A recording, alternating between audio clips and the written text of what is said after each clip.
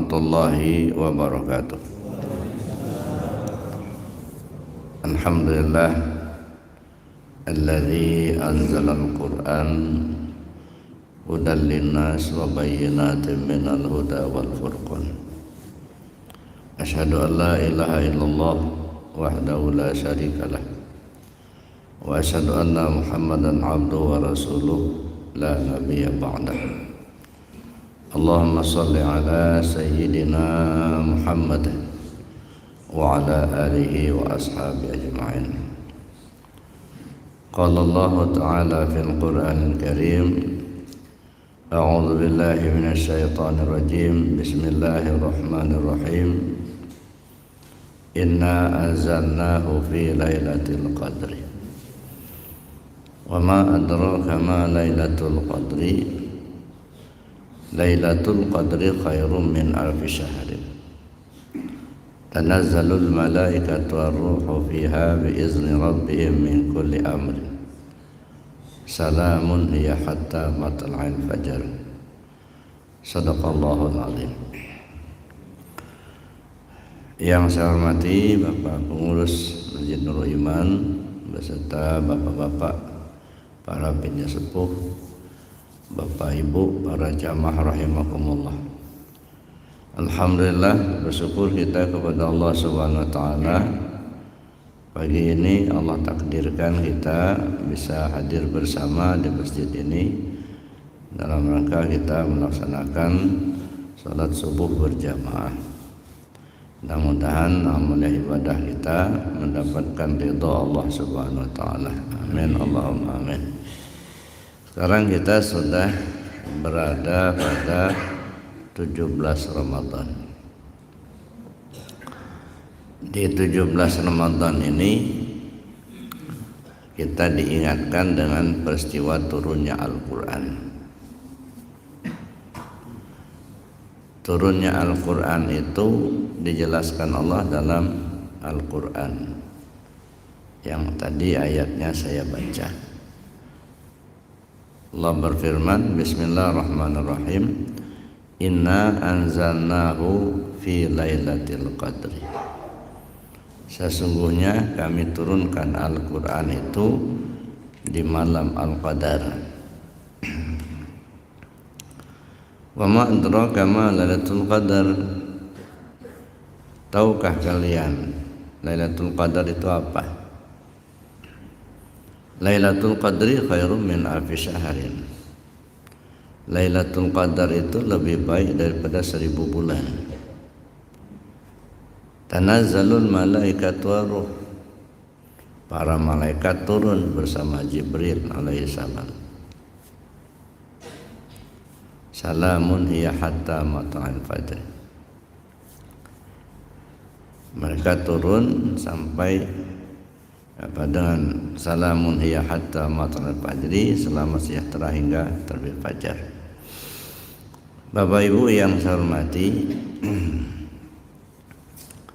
kalau kita perhatikan secara letterlek, secara sederhana, pahamlah kita bahwa Al-Quran diturunkan pada malam Lailatul Qadar. Malam Al-Qadar itu terjadinya pada bulan Ramadan. Ya. Nah, Al-Quran diturunkan pada tanggal 17 Ramadan. Ini artinya Lailatul Qadar itu bisa terjadi di 10 terakhir, bisa terjadi di 10 yang kedua, bahkan boleh jadi terjadi pada 10 pertama.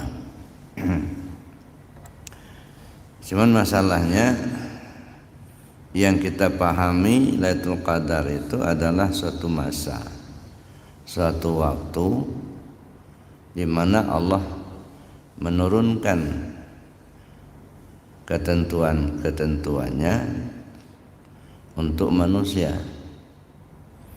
Nah, sehingga kita pahami bahwa ketika Lailatul Qadar itu datang, angin berhembus menjadi berhenti,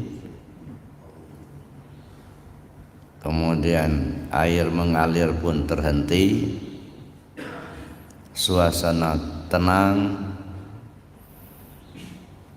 bahkan bisa saja terjadi ketika di malam yang gelap itu terjadi terang tanpa lampu. Sehingga dengan pemahaman seperti ini kita berlomba-lomba mencari tanda-tanda itu, sehingga kadang-kadang terfokus pada tanda-tanda. Pernah nggak Bapak Ibu menemukan itu? Enggak. Ya. Selama hidup ini ada sekian puluh tahun umur kita, tiba-tiba keluar kita di malam hari itu ya, yang gelap gulita terang. Belum pernah ya? Berarti belum dapat itu keadaan. Nah, ini kita kadang-kadang diarahkan kepada hal seperti itu, tanda-tanda. Nabi SAW menyatakan taharru lailatul qadri, bersungguh-sungguhlah kamu untuk mendapatkan Lailatul Qadar itu di malam yang ganjil 10 terakhir di bulan Ramadan. Nah, dengan memahami hadis ini, terkadang pengurus bingung kalau malam ganjil penuh, begitu malam genap sepi. Penduyun-duyun datang di malam ganjil, di malam genap nggak datang. Mana si anu? Nanti kalau ganjil baru datang. Ya begitulah ya pemahaman. Kita tidak bisa menyalahkan, namanya pemahaman. Tapi pada pagi hari ini saya ingin mengajak kita untuk memahami Lailatul Qadar itu dalam perspektif tasawuf. Pertama kita lihat perjalanan Ramadan ini sebenarnya mencerminkan kembalinya diri kita kepada Allah. Ke sana dulu arahnya. Jadi perjalanan Ramadan itu mencerminkan arah hidup kita ini. Pertama kita lihat sumu li ru'yati, berpuasalah kamu karena melihat bulan. Waftiru li ru'yati, berbukalah karena melihat bulan. Fa in ghumma alai, kalau awan mendung sempurnakan 30 hari. Secara lahiriah, secara syariat, tentu saja bulan yang kita lihat yang ada di langit namanya hilal. Hilal itu cahaya bulan yang belum muncul. Nah, terlihat ada cahayanya, tapi bulannya belum kelihatan. Nah, ketika terlihat cahayanya itu atau terlihat hilal, itu berarti bulan itu sudah dekat, sudah mau muncul. Kalau sudah cahayanya kelihatan, itu berarti sudah masuklah bulan itu. Maka kita wajib puasa. Itu satu. Hilal itu apa? Nah, kalau secara syariat saya jelaskan tadi, itu adalah cahaya bulan. Tapi secara hakikat atau secara ma'rifat, apabila bulan sudah terlihat, hilal sudah terlihat, maka wajib puasa. Kalau kita ibaratkan diri kita ini adalah bulan, kapan hilal terlihat? Ketika kita sudah dewasa. Nah, sudah dewasa. Nah, karena kalau sudah dewasa, berarti kita sudah memahami adanya diri kita. Kita sudah paham bahwa kita ini melihat, kita ini mendengar, kita ini kuasa, kita ada keinginan, kehendak. Kesadaran kita tentang itu menunjukkan bahwa kita ini sudah kuat, sudah dewasa. Tahulah kita api itu panas, tahulah kita kalau air itu membasahi gitu ya. Tahulah kita kalau tajam itu melukai gitu. Tapi kadang-kadang belum juga terpahamkan oleh kita. Nah, fa'in ghumma alaih, kalau tertutup awan maka cukupkan 30 hari. Artinya apa? Kedewasaan seseorang itu dilihat dari dua sudut pandang. Pertama, dewasa karena tanda, alamat, artinya dewasa ditunjukkan oleh tanda. Kalau perempuan haid, kalau laki-laki mimpi basah. Kadang-kadang yang perempuan itu juga 8 tahun sudah haid. Laki-laki bujang umur 13 tahun sudah mimpi. Tapi kalau itu tidak terjadi, artinya umma, enggak terjadi, belum dewasa. Cukupkan 30 hari, artinya cukupkan waktu. Cukupkan bilangan waktu. Bilang waktunya kapan? Kalau perempuan 9 tahun, kalau laki 15 tahun. Nah, ini cukupkan waktu. Nah, jadi kalau sudah 9 tahun, walaupun bagi wanita, walaupun dia belum haid, itu sudah dianggap dewasa. Nah, laki-laki 15 tahun, walaupun dia belum mimpi basah, nah, dia sudah dianggap dewasa. Nah, ini artinya hilal sudah mulai terlihat. Kalau hilal sudah terlihat, sudah dewasa, apa yang harus kita lakukan? Nah, kalau di dalam syariatnya saum, puasa. Nah, hilal Ramadan terlihat, puasa. Hilal Syawal terlihat, maka buka. Nah, puasa itu apa? Puasa itu menahan. Kalau puasa dalam syariat, dia jelas menahan makan dan minum mulai terbit fajar sampai terbenamnya matahari. Tapi dalam konteks ini yang ditahan adalah keakuan diri.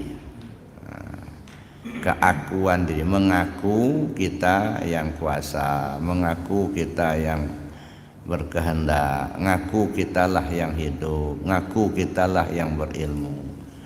Nah, ini diarahkan ke sana sebab kadang-kadang susah disadari itu, Pak. Ya, jangankan baru dewasa, orang tua aja kadang-kadang nggak sadar-sadar.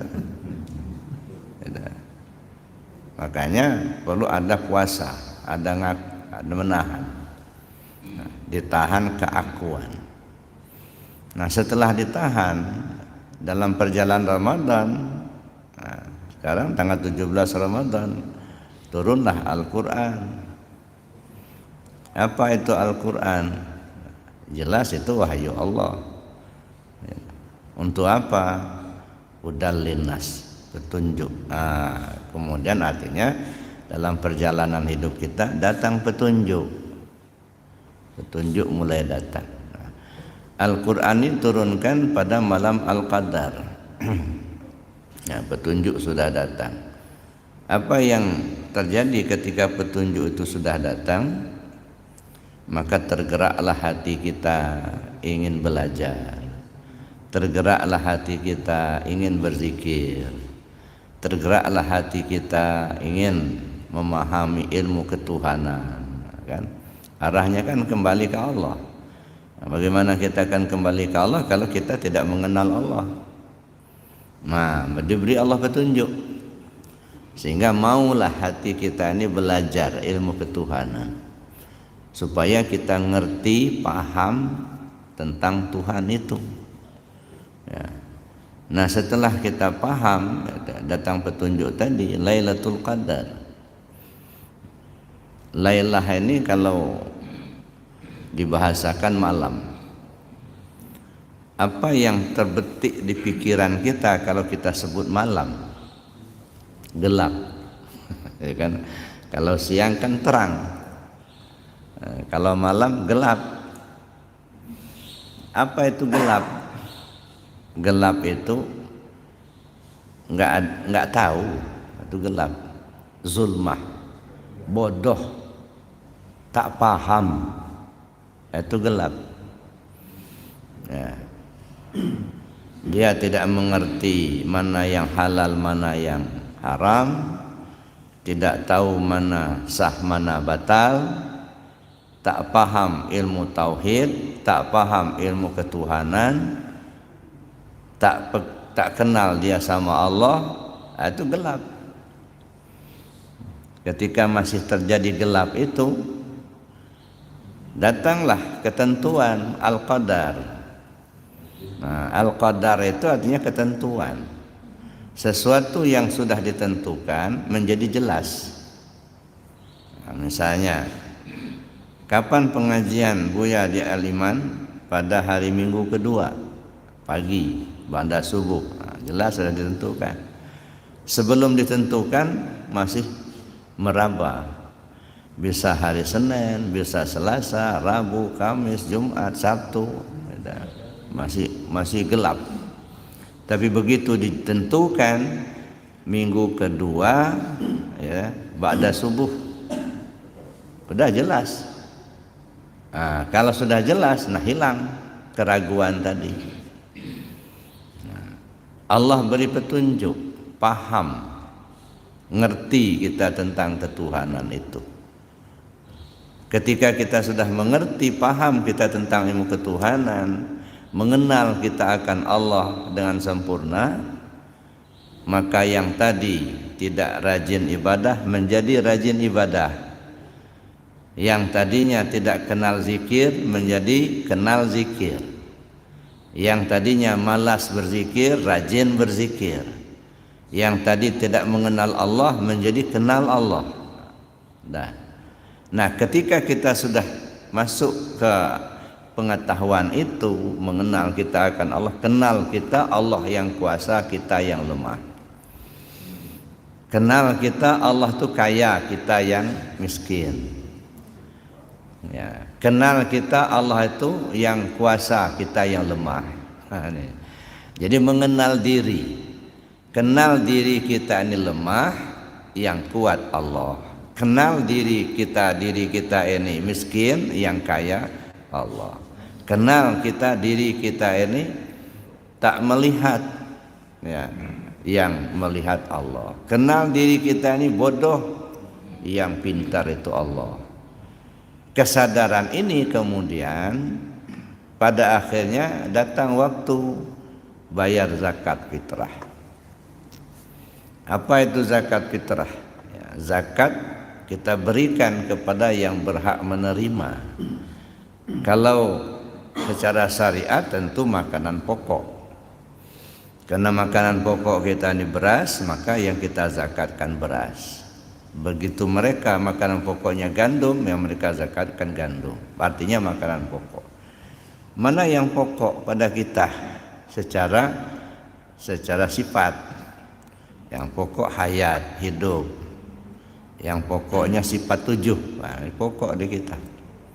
Nah, sifat 7 atau sifat ma'ani diberikan kepada yang berhak. Zakat fitrah diberikan kepada asnaf yang 8. Itu yang berhak menerima dalam syariat, dalam fikih. Dalam kaitan ini yang berhak siapa? Yang punya. Jangan dikasihkan sama yang bukan miliknya. Siapa yang punya? Allah. Nah, berarti kembalikan, serahkan kepada Allah, berikan kepada Allah. Maka timbullah istilah dalam ilmu tasawuf, la hayyun illallah, la alimun illallah, la qadirun illallah, la muridun illallah, la sami'un illallah, la basirun illallah, la mutakallimun illallah. Nah, setelah kita serahkan, datanglah waktunya yang kita sebut dengan Idul Fitri. Kembali fitrah. Apa fitrah? Fitrah manusia awalnya tiada. Nah, kembali tiada. Fitrah manusia iman. Fitrah manusia ini tidak tahu, kembali ke tidak tahu. Yang tahu Allah. Maka Idul Fitri itu sebenarnya inna lillah wa inna ilaihi raji'un, kembali ke Allah. Jadi Idul Fitri kembali ke fitrah, kembali ke kondisi semula. Fitrah kondisi semula. Awalnya tiada menjadi tiada. Tadi kita ngaku-ngaku diri kita ini ada. Nah setelah Idul Fitri merasakan ketiadaan diri kita.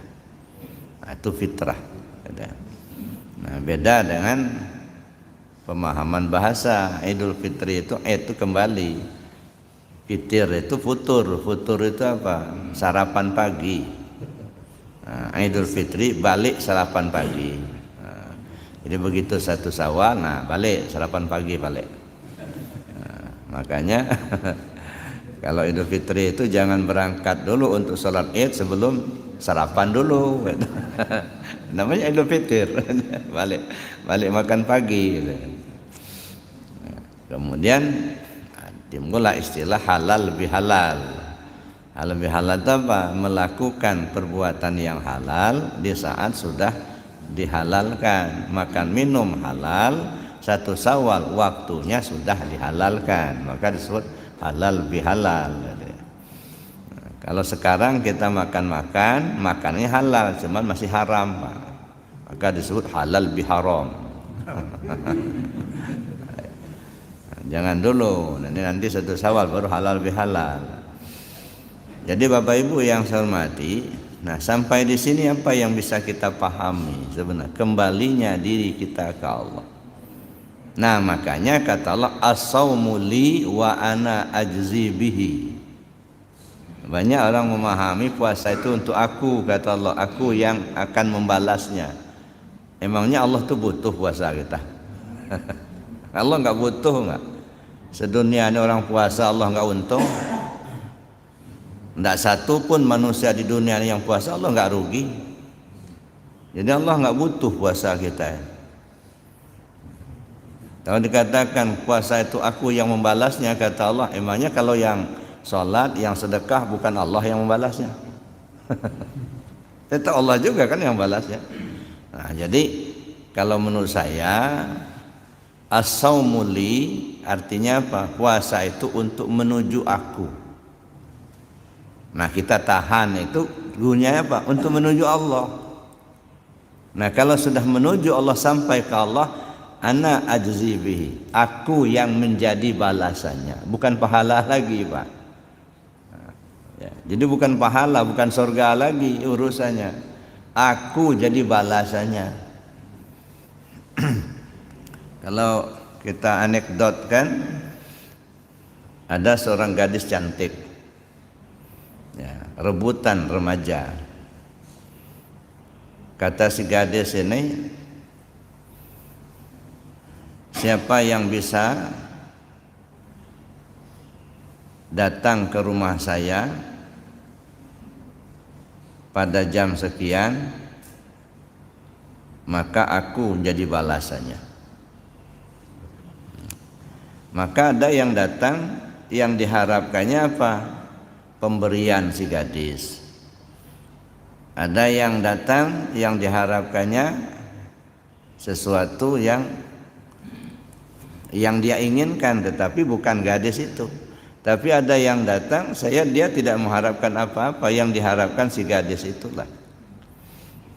Itu contohnya. Nah oleh karena itu as-saumu li wa ana ajzi bihi, puasa itu untuk menuju aku. Dan kalau sudah sampai kepada aku, akulah yang jadi balasannya. Bukan pahala dan bukan surga lagi. Nah kita menuju ke sana. Tetapi yang kita serahkan kepada Allah di bulan Ramadan ini baru sebatas sifat.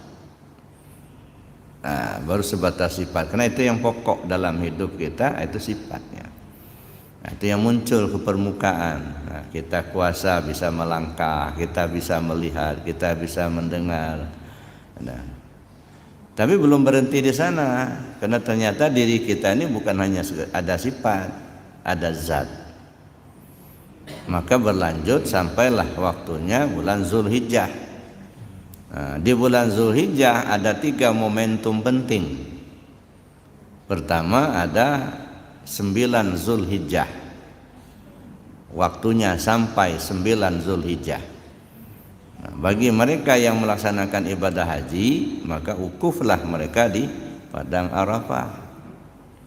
Bagi kita yang tidak melaksanakan ibadah haji, ya kita sholat Id, dan kita pun menyembelih hewan kurban. Jadi ada 3 momentum penting. Datangnya 9 Zulhijjah, dia laksanakan wukuf di Arafah, penyembelihan hewan kurban. Datangnya 9 Zulhijjah itu apa? 9 lapis hati. Perjalanan hidup kita sampailah paham kita kepada lapis ke-9. Nah, dulu udah sering saya sampaikan lapisan hati, ada 9 lapis hati. Banaitu fi jawfi Adam qasran. Saya bangun di tubuh Adam itu sebuah istana. Wasammaituha sadran, yang kuberi nama as-sudur. Ini lapis pertama. Hati lapis pertama namanya sudur. Di dalam sudur ada qalab kedua. Dalam qalab ada fuad ketiga. Dalam fuad ada saqab keempat. Dalam saqab ada lubban kelima. Dalam lubban ada sir keenam. Dalam sir ada sirusir yang ke-7. Dalam sirusir ada nur 8. Dalam nur ada aku, kata Allah, la ilaha illa ana. Nah, ini lapis ke-9. Artinya paham kita, yakin kita sampai ke lapis ke-9. Setelah sampai kita pada lapis ke-9 itu, apa yang kita lakukan? Wukuf di padang Arafah. Artinya apa? Berhenti kepada Allah di alam ma'rifah. Nah, berhentilah di situ, jangan kemana-mana lagi. Kok hidup itulah pakaian, kok mati itu tumpangan. Nah, makanya bukan persoalan pahala lagi tadi. Hidup yang akan dipakai, mati yang akan ditompang. Setelah sampai pada saat itu, sampai pada titik itu, sembelih hewan kurban sebagai tanda. Apa yang dipentingkan dalam penyembelihan hewan kurban bukan persoalan daging, tetapi penyerahan nyawa. Nyawa itu apa? Zat bagi kita. Kalau begitu, di Ramadan yang kita serahkan sifat, di Adha yang kita serahkan zat. Zat dan sifat sudah kita serahkan kepada Allah, menjadilah zatnya zat Allah, sifatnya sifat Allah. Nah, kalau sudah kita serahkan, barang sudah diserahkan, kan nggak punya lagi kita. Ya, saya pinjam uang 100.000 dari Pak Haji, ya, dikasih sama beliau, ada di tangan saya. Begitu saya kembalikan, serahkan lagi, diterima sama beliau, nggak ada lagi di tangan saya. Kalau masih di tangan saya, belum diserahkan namanya. Nah, jadi setelah kita serahkan zat dan sifat diri kita, menjadilah zatnya Allah, sifatnya Allah. Makanya kata Allah, apabila hambaku telah gemar melakukan yang nawafil, maka tangan yang ia gunakan untuk berbuat itu tangan aku, kaki yang ia gunakan untuk melangkah itu kaki aku, mata yang ia gunakan untuk melihat itu mata aku. Nah, kalau sudah sampai perjalanan kita ke situ, nah disitulah pemberhentian, terminal akhir. Maka saya bilang, ya, ibarat kita bawa mobil di jalan, kalau memang kelihatan minyaknya tinggal 1 strip lagi, sudahlah, cepat-cepatlah parkir ke terminal. Jangan kita berleha-leha jalan di jalan aja, nanti habis bensin di jalan, mati di jalan nanti. Nah, ini kan kita ini udah ada berapa strip lagi tinggalnya nih. Mungkin ada yang 1 strip, ada yang 2 strip gitu. Nah, jadi artinya sudah saatnya untuk kita itu mengarah ke sana. Nah, jadi apa yang kita lakukan, kita gimana caranya supaya bisa usul kepada Allah. Ya, kita lihat ya, kembali kepada Lailatul Qadar tadi. Al-Quran itu diturunkan pada malam Al-Qadar. Situasi masyarakat Arab ketika Al-Quran diturunkan masih dalam keadaan gelap, yang kita kenal dengan istilah jahiliyah. Ya, tidak mengenal Allah, ya, tidak mengenal hukum-hukum Allah. Kalimat tauhid yang dulu diajarkan, disampaikan oleh Nabi Allah Isa alaihissalam, sudah mereka tinggalkan, tidak dipakai lagi.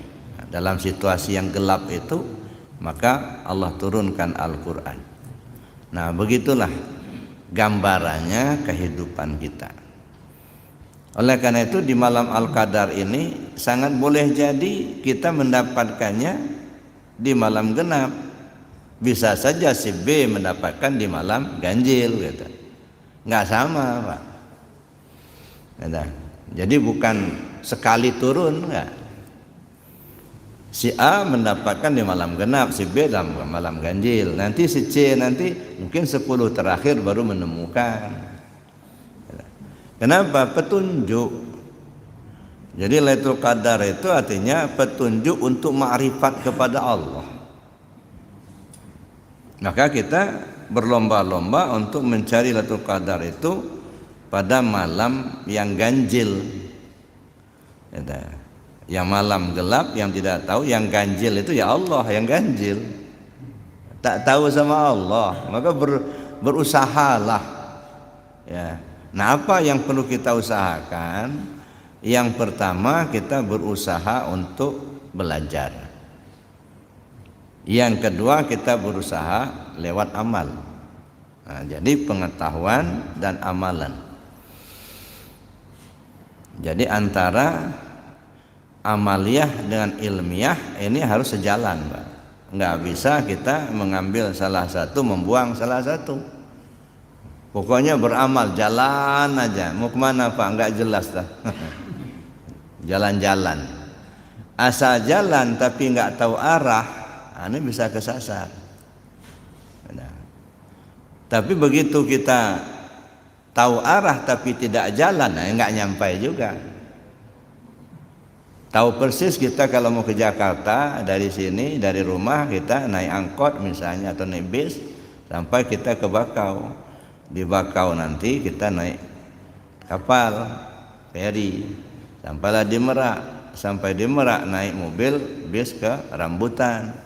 Dari Rambutan nanti ambil angkot nomor sekian menuju alamat. Tahu persis tapi duduk nongkrong di Bandar Lampung, kira-kira sampai enggak?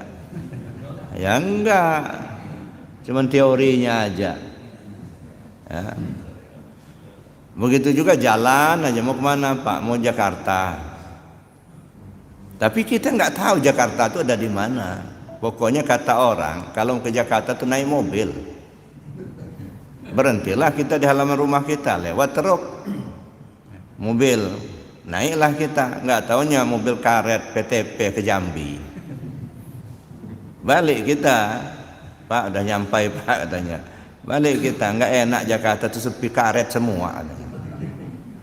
Kenapa? Nggak tahu alamat. Maka diperlukan tahu alamat dan harus ditempuh perjalanan itu. Gitu. Maka saya katakan ilmiah dan amaliyah. Nah, inilah isyarat daripada Lailatul Qadri khairum min alfi syaharin. Lailatul Qadar itu lebih baik daripada 1000 bulan. Maksudnya apa?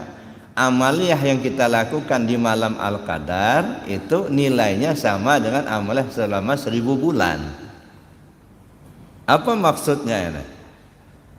tafakkur sa'atan khairum min salati alfi sanah.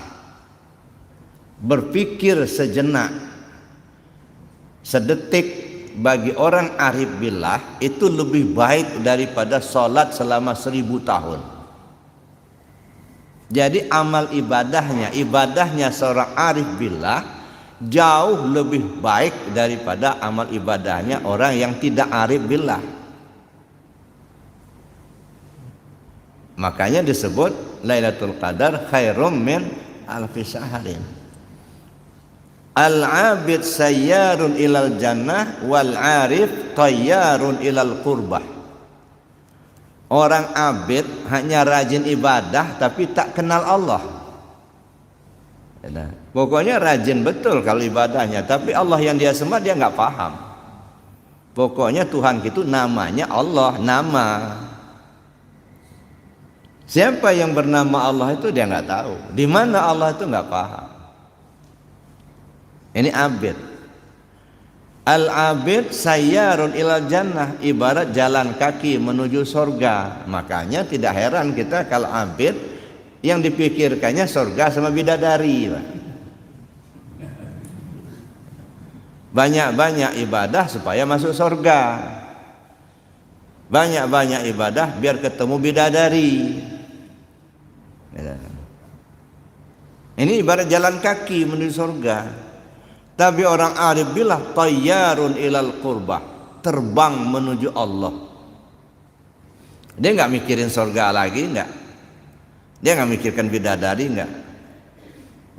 Yang diinginkannya Allah. Nah, ini yang disebut dengan ana ajzi bihi, aku yang jadi balasannya. Kembalinya diri kita kepada Allah dengan sempurna. Nah, itulah itu qadar. Nah, oleh karena itu bersungguh-sungguhlah kata Nabi, taharru, bersungguh-sungguh. Jangan ecek-ecek, asal-asal. Sungguh-sungguh mencari ilmu ketuhanan itu. Cari gurunya. Jangan hanya baca buku, cari betul yang ahlinya. Supaya kita terbimbing usul kepada Allah. Karena yang kita tuju bukan pahalanya, tapi Allahnya. Nah, makanya orang-orang yang dibukakan Allah hatinya ke arah itu, dia nggak mikirkan lagi berapa duit yang akan dikeluarkan, ya, berapa masa yang akan dia lalui, enggak. Yang dia pikirkan itu gimana supaya usul kepada Allah. Maka tidak heran kalau ada orang dari muda, Pak, mencari ilmu ketuhanan itu sampai tua. Dia nggak mikirkan gimana supaya duitnya banyak, bagaimana supaya harta, enggak. Yang dia pikirkan gimana bisa usul ke Allah. Maka seringkali ada orang yang mengorbankan hartanya untuk mencari guru agar bisa usul ke Allah. Mengorbankan waktunya. Ada yang sampai nggak mau nikah, Pak. Rabi Adawiyah itu nggak mau nikah. Bukan tidak ada yang melamar, banyak yang melamar, termasuk Hasan Basri itu melamar. Apa kata Rabi Adawiyah? Jawab pertanyaan saya sebagai maharnya. Kalau kamu bisa menjawab pertanyaan saya, nikah kita. Kalau enggak. Ketika nanti dikubur, ditanya mungkar nakir, kira-kira saya nanti bisa jawab apa enggak? Ya enggak tahu gimana jawabnya, belum ditanya kok. Nah, karena banyak pertanyaan-pertanyaan disampaikan, enggak ada satu pun yang bisa dijawab oleh Hasan Basri. Kalau begitu kita enggak bisa nikah. Kenapa Rabi Adawiyah enggak mau menikah? Bukan dia enggak tahu hukum tabatul, tahu persis. Tapi takut betul kalau kecintaannya kepada Allah akan berbelah dua, akan berbagi. Dia ingin full cintanya hanya ke Allah. Artinya apa? Sanggup mengorbankan tidak menikah itu demi untuk cintanya kepada Allah, enggak mau terlepas. Nah, artinya banyak berkorban demi untuk mencapai ridha Allah tadi, kembali kepada Allah. Ini kalau tinjauan tasawufnya. Tapi kalau ditinjau fikih tentu ya Allah Rasul melarang seseorang yang bertabatul gitu ya. Ya, kalau laki itu semuanya nggak mau nikah lagi, nggak ada yang lahir lagi nanti, habis dunianya. Nah, maka dilarang. Nah, tapi secara individu itu orang mengorbankan hartanya, mengorbankan waktunya demi untuk mencapai ma'rifat kepada Allah. Nah, jadi makanya bersungguh-sungguhlah kamu untuk mendapatkan Lailatul Qadar itu di malam yang ganjil 10 terakhir. Artinya apa? Di malam yang ganjil, malam gelap, yang belum tahu Tuhan, bersungguh-sungguhlah mencari. 10 terakhir usia tua, Pak. Kan 10 terakhir kan sebenarnya selesai kan Ramadannya. Di usia yang senja begini, jangan lagi kita berleha-leha gitu. Ada mau cari pahala gitu, nah, enggak itu lagi. Maka bersungguh-sungguhlah mencari Lailatul Qadar itu di 10 terakhir. Hanya ketika usia kita sudah lanjut, ya, bersungguh-sungguhlah. Ya. Makanya kata Nabi SAW, man balagha umruhu arba'ina sanatan walam yaghlib khairahu syarrahu falyatajahhaz ilan nar. Siapa orang yang usianya sudah 40 tahun tetapi kebaikannya tidak mampu mengalahkan kejahatannya, lebih baik lemparkan saja ke neraka daripada hidup di dunia. Lebih baik mati, Pak, daripada hidup. Kalau lama-lama hidup, kelamaan nanti di nerakanya. Umur nambah terus tapi kebaikannya enggak nambah-nambah, enggak. Ada dunia terus yang dikejar begitu. Dia enggak tahu tentang ilmu ketuhanannya. Oleh karena itu Bapak Ibu yang saya hormati, sungguh sangat mulia ya Lailatul Qadar itu. Tapi itu kita pahami ya secara ma'rifat ya. Jangan kita terobsesi ya, bahwa kalau terkadar datang kita ke masjid tidur, kita menunggu kapan angin enggak berhembus lagi. Begitu kita tidur rupanya kipas angin masih hidup. Begitu kita tidur dimatiin kawan, nah datang terkadar angin enggak berhembus lagi. Jangan kita mau ditipu-tipu yang begitu. Jadi Bapak Ibu yang saya hormati, oleh karenanya masih ada kesempatan Ramadan. Artinya masih ada kesempatan diberi Allah hidup kita ini. Mari kita bersungguh-sungguh. Ya, bersungguh-sungguh bagaimana? Bersungguh-sungguh dalam beramal, bersungguh-sungguh dalam belajar. Carilah guru yang ahli dan laksanakan amaliyahnya. Apa amaliyahnya? Zikir. Nah, ini yang ditekankan betul itu zikir. Untuk mencapai ma'rifat kepada Allah, selain kita perlu belajar, perlu kita jalankan zikir. Cuman kadang-kadang yang kita pahami zikir itu cuma hanya mengucapkan kalimat la ilaha illallah saja. Nah, ketika kita paham kita enggak nyampai, timbul penolakan. Masa zikirnya dikeras-kerasin, la ilaha illallah, Allah itu enggak tuli enggak? Nah, mulai. Ya, padahal kan benar, Pak. Yang tuli itu kan kita. Udah dipekik-pekikkan la ilaha illallah, masih enggak sadar-sadar juga gitu. Kan tuli. La ilaha illallah. Ya, telinga kita udah sering kali mendengar la ilaha illallah tapi enggak paham-paham juga. Nah, padahal la ilaha illallah la ma'bud illallah. Tidak ada yang disembah kecuali Allah. Itu masih umum itu. Itu apa namanya munajatnya orang syariat. La ma'bud illallah, tak ada yang disembah kecuali Allah. Maka dia rajin melaksanakan ibadah. Naik kepada tarekat, la maksud illallah, tak ada yang dituju kecuali Allah. Jadi dalam hidupnya selalu terarah menuju Allah. Berbuat karena Allah, bersedekah dia karena Allah, belajar karena Allah, beribadah karena Allah, melihat karena Allah, mendengar karena Allah, gerak karena Allah, diam karena Allah. Nah ini apa namanya, arahnya tarekat. La maksud illallah, tak ada yang dituju kecuali Allah. Maka timbullah doa munajat, ilahi anta maksudi, ya Allah kau yang kutuju. Jadi kita berzikir bukan supaya kaya harta, enggak. Kita berzikir supaya masuk surga, enggak juga. Kita berzikir supaya lepas dari neraka, bukan itu tujuannya. Kita zikir untuk kembali ke Allah, usul ke Allah. Makanya ilahi anta maksudi. Naik ke alam hakikat, la maujud illallah. Nah ini yang ada di antara orang yang saya dengar, dia enggak setuju la maujud illallah, sebab katanya yang namanya maujud itu artinya yang dijadikan. Nah kalau la maujud illallah berarti tidak ada yang dijadikan kecuali Allah lah yang dijadikan. Nah, kan tidak setuju.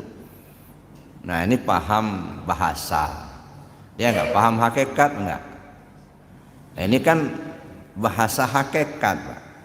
La maujud itu artinya tidak ada yang maujud kecuali Allah. Maujud itu apa? Ini yang dijadikan. Nah yang dijadikan ini apa? Ini bayangan, mazhar. Hakikatnya yang dijadikan ini nggak ada. Ini diri kita dijadikan, maujud dijadikan. Hakikatnya ini nggak ada gitu. Maka disebut la maujud illallah. Yang maujud ini nggak ada, yang ada itu Allah. Dulu kita ini nggak ada, kemudian dilahirkan di dunia melalui kandungan ibu kita menjadi ada. Perjalanan hidup kita sekian tahun kemudian, sekian puluh tahun kemudian menjadi tidak ada. Jadi dari tiada menjadi tiada. Isinya apa? Ya nggak ada. Awalnya nggak ada, kemudian nampak. Nampak itu kan wujud, ada. Nah setelah itu lenyap, nggak ada. Mana si Anu? Udah nggak ada. Udah nggak ada. Jadi dari tiada menjadi ada, menjadi tiada. Hakikatnya ya nggak ada. Yang ada siapa? Ya yang ada itulah yang ada. Yang ada siapa? Ya Allah. Maka disebut la maujud illallah. Yang ada itu sebenarnya yang maujud ini, yang dijadikan. So yang wujud itu Allah gitu. Nah yang maujud, yang dijadikan ini hakikatnya nggak ada. Maka disebutlah la maujud illallah. Maka beda dipahami secara bahasa dengan dipahami secara hakikat. Nah, ini kan bahasa hakikat. Nah, jadi Bapak Ibu yang saya hormati, nah itu perjalanan kita menuju Allah. Nah oleh karenanya bersungguh-sungguh berzikir. Nah, zikir ini, nah ada 4 tahapan zikir itu. Dulu pernah saya jelaskan, ada zikir di tingkat syariah, ada zikir di tingkat tarekat, zikir di tingkat hakikat, dan zikir di tingkat ma'rifat. Masih ingat zikir di tingkat syariat gimana caranya? Ucapan dan perbuatan. Maka baca Quran zikir, sholat zikir, haji zikir. Nah, jadi zikir di tingkat syariat caranya diucapkan dan diperbuat. Zikir di tingkat tarekat gimana caranya? Diingat, ingat hati kepada Allah. Nah, ini masuk di tingkat tarekat, Pak. Nanti kalau sudah sampai ke hakikat beda lagi. Kata kawan, kalau kamu masih mengingat Allah, tanda enggak ingat kamu sama Allah. Siapa yang masih mengingat Allah, tandanya belum ingat. Iya kan? Ya, siapa yang mengingat Allah, tanda belum ingat.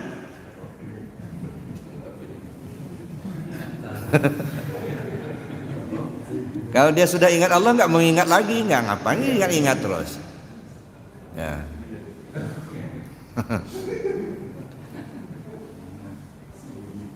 Bapak tadi dari rumah datang ke Nurul Iman. Di perjalanan belum nyampai ke Nurul Iman, masih menuju Nurul Iman, menuju masjid. Kalau sudah masuk masjid, ngapain menuju masjid lagi? Masih belum nyampai, itu disebut menuju masjid. Tapi kalau sudah nongkrong di dalam masjid, bukan menuju masjid lagi, sudah di dalam masjid. Rokok, Bapak Ibu masih ingat apa itu rokok? Tahu kan rokok kan? Tapi jangan dihisap dulu. Rokok, percaya nggak Bapak Ibu kalau rokok itu ada? Percaya kan? Kenapa Bapak Ibu percaya ada rokok? Nah kan? Kalau nggak ngelihat nggak percaya sama rokok itu. Karena melihat rokok, jadi kalau nggak dilihat nggak percaya sama rokok itu.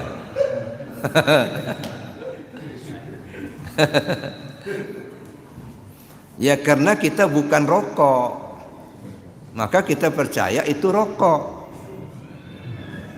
Ini misalnya, ini contoh, ini rokok. Kita ini HP, percaya nggak ini HP? Percaya. Kenapa percaya sama HP? Karena kita bukan HP. Dua hal yang berbeda. Rokok satu, kita satu. Percaya sama rokok? Percaya. Kenapa? Karena kita bukan rokok. Andaikan satu saat kita jadi rokok, masih perlukah percaya sama rokok? Ngapain percaya? Memang aku itulah yang rokok aja. Ngapain percaya sama rokok lagi? Aku itulah yang rokok gitu. Nah, jadi itu ingat. Jadi kalau masih mengingat, tanda belum ingat. Kapan kita ingat? Ketika sudah nggak ingat.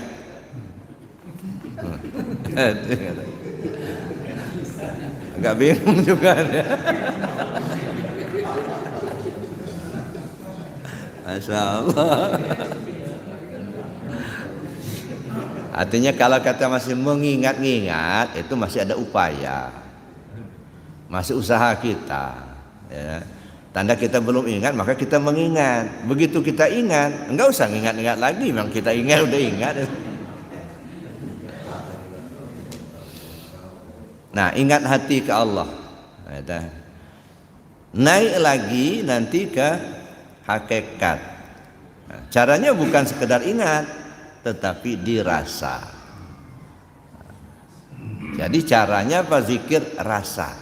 Maka zikir itu sebenarnya, ya, puncak zikir itu bukan sebutan, kesadaran. Ya, kesadaran. Maka dirasakan. Nanti naik ke ma'rifat. Caranya gimana? Dipandang. Nah, kalau di syariat diucapkan dan diperbuat, kalau di tarekat diingat, kalau di hakikat dirasa, kalau di ma'rifat dipandang. Dan ini 4 macam zikir ini harus simultan, sekaligus terbawa pada saat sholat. Maka sholat itu sekaligus itu pelatihan awal itu sebenarnya. Ya, jadi zikir syariatnya ada, tarekatnya ada, hakikatnya ada, ma'rifatnya ada. Harus terbawa ketika sholat. Nah, ketika kita sudah terbawa di dalam sholat, bisa kita terapkan seperti itu, bawa keluar. Ketika kita tidak dalam posisi sholat, tetapi seolah kita dalam sholat, itu baru mendirikan sholat, Pak. Nah, makanya kata Allah, dirikan sholat, bukan kerjakan sholat. Dirikan sholat, tegak berdiri di mana saja. Nah, tapi pelatihan awalnya itu justru di dalam sholat itu, gitu. Nah, makanya sholat itu sendiri kan dalam Al-Quran kan dijelaskan, disebutkan ada 3 posisi. Ada sholat fi awqatiha, ada sholatul wusta, ada sholatul daim. Nah, sholatul daim itu sholat yang berkekalan, itu yang sholat yang berdiri. Nah, maka kita kembangkan lagi.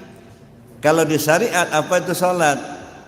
Sholat di tingkat syariat, ad-du'a muftatahatum bitakbir wa mukhtatamatum bitaslim bisara'itin wa arkanin maksusah.